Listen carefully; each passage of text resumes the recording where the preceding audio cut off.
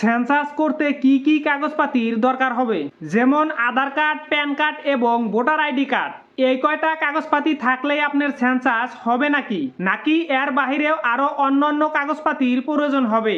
আজকের ভিডিওতে এই সম্পর্কে বিস্তারিতভাবে আলোচনা করব, তাই না টেনে পুরো ভিডিওটি দেখুন, তাহলে বুঝতে পারবেন।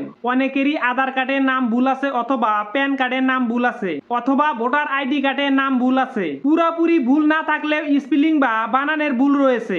নামের ভুল থেকে যদি আমরা রক্ষা পেতে চাই, তাহলে আমাদের আগে থেকেই সচেতন হওয়া দরকার।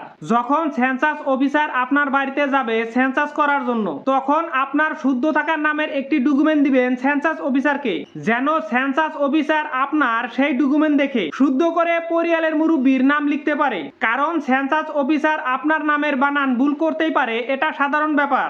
যেমন আমার নাম নজরুল ইসলাম, আমি লেখি NOZRUL। আমার সব কাগজপাতিতে এটাই রয়েছে। সেন্সাস অফিসার যদি লেখে NOJRUL, এটাও কিন্তু শুদ্ধ নাম। আমার কোনো কাগজপাতিতে যে নাই, সবখানে জেড দিয়ে। যেমন জহিরুল ইসলাম, কেউ লেখে জে দিয়ে, আবার কেউ লেখে জেড দিয়ে। যেমন ওহাব নাম অনেকে এ দিয়ে লেখে, আবার অনেকে ডাব্লু দিয়ে লেখে। এমন ধরনের অনেক নাম রয়েছে, যার যেই আখর দিয়ে নাম লেখা রয়েছে তার নাম সেটাই শুদ্ধ।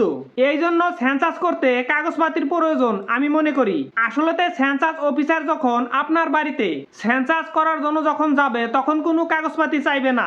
আপনারা আপনাদের ভবিষ্যৎ সুবিধার জন্য নিজ দায়িত্বে কাগজপাতি দেখাবেন সেন্সাস অফিসারকে, তাহলে আপনার নামের আখরের কোনো উল্টাপুল্টা হওয়ার সম্ভাবনা থাকবে না।